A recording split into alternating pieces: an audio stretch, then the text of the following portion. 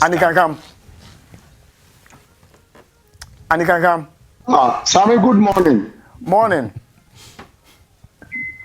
So after me, and I make chow. Say you to tell me, you me to make chow. Na de be dey attend nobody dey me attend na pe. What friend me na me mama akwa ba no so dey ba se mi so ni. So bo me din, and I say good morning. Yo, morning. Mpomo. Wo beti me bisa me mpomo ba bia wo gina na wo bisa me sa question no. So wa jai ma me say me musa question. Kasa e be na fra homa no. Ye ne time. Wo mo say me guys any time ti ba ka was ba ko asem. Wo issue ni say. Sammy am say me chia me nu am nyina David ne ya ne etiefo. Sammy, you know, just this morning, phone segment, you know, obi you know, people tried. I think some two guys they tried to use some intemperate language before the submission. Quickly, you drew the attention, say on your show, never. I'm saying this as a preamble because, see, as media practitioners, we are to educate, entertain, and inform. And I've been listening to the discussions regarding whether or not Mr. Gyekye Quason was qualified to contest the 2020 elections or not. Sammy, yes, I'm not a lawyer. I think David has a better appreciation of the law than some of us. But be it as it may, when you read the injunctions of Article 94,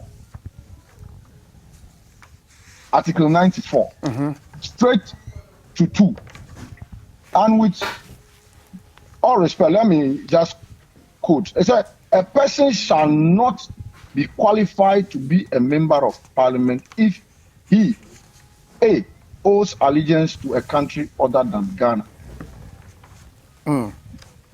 Sammy, I don't need some chemical interrogation or to go to a tertiary secondary school to be able to decipher that. Listen, at the time of filing, that is it. Sammy, because you are making the point that should it be at the time of the contest or filing, why should this provision, injunction, kick in? But Sammy, it is clear. At the time of filing, you need not to be a citizen of any other country than Mother Ghana. You understand me? So the point is clear. Number 2, on the issue of why, to some extent, partly, Mr. Gyekye Quason and the NDC should be blamed is that, Sammy, this man was disqualified from contesting the primaries in 2012, 2016. And in fact, let me mention names. Gyekye Jacobs then was part of the committee as a propaganda secretary of the NDC in the build-up to the 2012 elections. Omukoye committee no disqualified no because of this dual citizenship. 2016, Gyekye Jacobs as what? National chairman. Omu the report, but Omu disqualified no. Even this one. Andy, hold it 1 second. You know, you mentioned Article 94. Yes. And then you mentioned where the Constitution stipulates. And you see, this is where the controversy lies. And that's where my concern also lies. What does the Constitution say? Constitution is say, a person shall not be qualified to be a member of parliament if he owes allegiance to a country other than Ghana, or B, has been adjudged or otherwise declared bankrupt under any law in force in Ghana and has not been discharged, or to be of unsound mind, or is detained as a criminal lunatic under any law in force in Ghana. It doesn't state the point where it kicks in. Sammy, look at the operative word. It is shall. Yes. The operative word. So if you want to contest as a member of parliament, right? You need not owe allegiance to any other country. So when the civil case went to the Supreme Court, the apex court of the land, what was their ruling? I think based on that, Andy, and David is there. Andy, your position. Andy, your position now is based on the Supreme Court's ruling. Before the Supreme Court's ruling, Andy, hold on 1 second. I don't need the Supreme Court interpretation. It has been done. You see, I follow through the Musa Kande's case. I mean, with due respect, I don't want to. Person like Kai Bushafo Yaubia, but due respect to the family. But my sure the Musa Kande ruling. Was it not the argument we were making that he owed allegiance to another country than Ghana, and so he was not qualified to contest? But at what point? You see, it is now that the clarity has come from the Supreme Court's ruling. When it comes to politicians, and that is what some of us we should be doing, giving the priceless platform and opportunity. Listen, as for the politicians, like the proverbial devil, when he sues them, they quote the Bible. At that time, someone decided here, say, oh, later on, I'm kicking, say, oh, this is the issue. At the later end, cry. But wait, because of the numbers in Parliament, is it lost on us that it is because of the numbers in Parliament?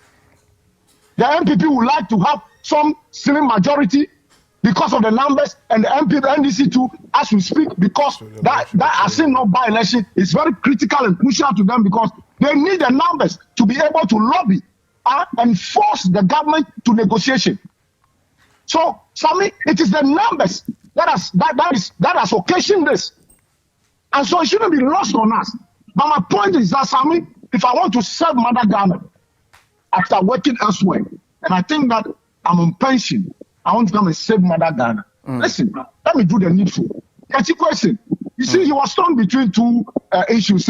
Because he worked in Canada, he was on pension, he was taking pension. So, why? The moment you denounce your citizenship there, you will not you forfeit taking the pension.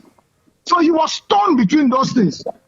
So you see, Sammy, my point is that in as much as we are not lawyers, yes, the Supreme Court has ruled that, at the time of filing to contest, hey, necessary would denounce citizenship. You need not owe allegiance to any other country than Ghana.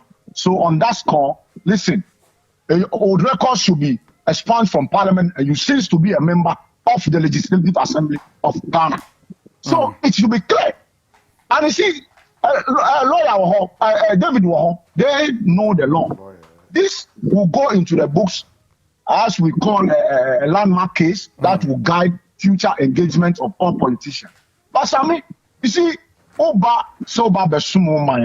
now for the same reason, you have been disqualified 3 times. Even 2020, he was disqualified by the Pablo Giorgio Pareado led committee. Was it not based on the petition? NDC for now constitution and a certain court. That was the trust of his petition. All right, Andy, my window is on the pay.